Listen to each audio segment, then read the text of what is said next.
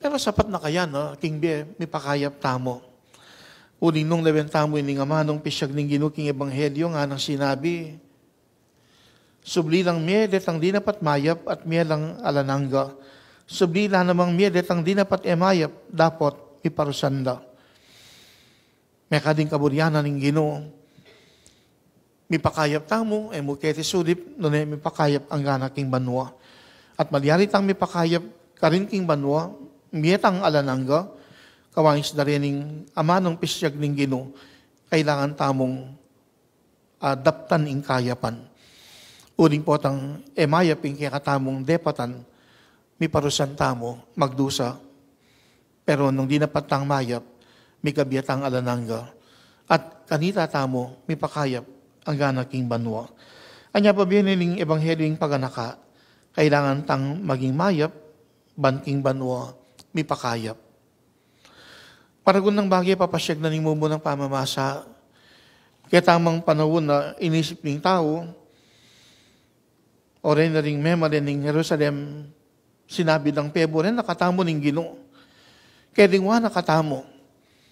Pero yung Ginoo niyang makibat siya, malyari na kayang kalingwan ning ima yung anak na at ineluguran ng anak abait na, kalingwan niya man ning metong ay ima, yung anak na, ako era kayo, kalingwan.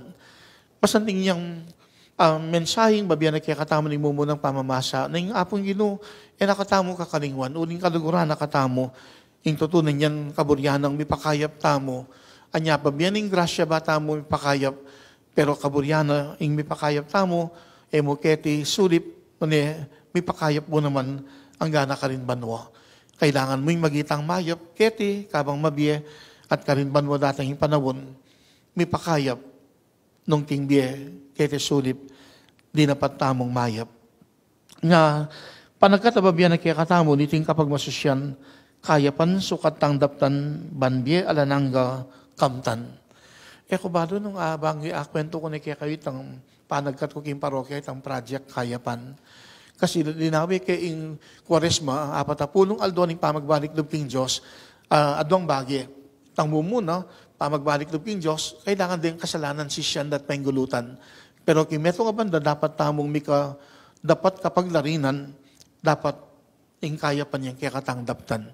Nga itang project kayapan, inspired niya mo kaya itang meto nga ikit ko Facebook, itang 40-day challenge during Lenten season, na po tating gamit at yung mga cabinet, naman magagamit, pwede tayong paggamit o pamiya ka ring adiwa, kay ba't na ning Kwaresma.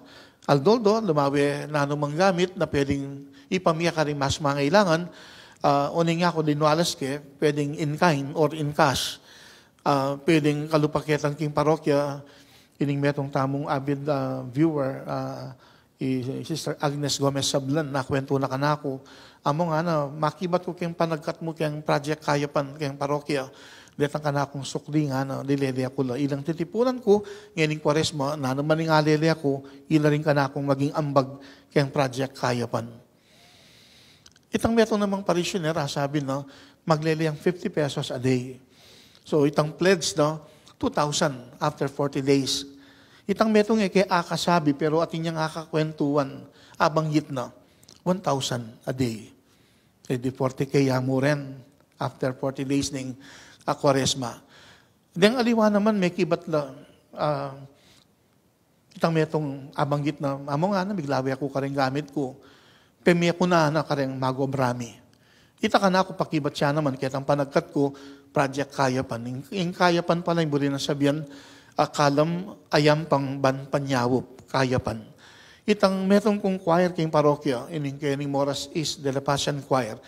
Dati nung ating outreach program, pero mitok na nganyang pandemic, ngayon revive de, atin lang dinan abalamo school supplies, kinder, itang Moras Elementary School, worth 100 pesos. At inikan ako kay March 23 dagawan, meto yang pakibat kay ning panagkat ko kaniting Kwaresma project kayapan. At nung nanong kayapan ng malyaritang agawa na kaniting panahon ng Kwaresma, ito yung maging dala niya ban kanita may pakayap tamo. Datang itang panahon, lalo na king karinaning Diyos karin banwa. Kaya makanyang tamong adwan ng grasya ng Diyos, batang may pakayap, Pero kay meto nga banda, babiyaning pamigatago ng Diyos kaya katamo, bata mong maging mayap, at kanita ka rin banwa, ing lubos tamong may pakayap. Pakibalak talo, retin kaya katamong amanong pigunaman, kaniting misang yampang tamo, ing paganaka, kailangan tang maging mayap, banking banwa, may pakayap, ating panagkat, kayapan, sukat tang daptan, banbie alanangga, kamtan. Manahimik tang hindi makoy na pinandit, nanong maning kaya katang kaya doon ang arapan ng Diyos, banwalan tamong may pakibatan, uling mayap yung Diyos, sigurado tang may pakayap. Dapat kaburyaning Diyos, ing makagawa tamo namang mayap, ban may pakayap tamo, ang gana ka rin banwa.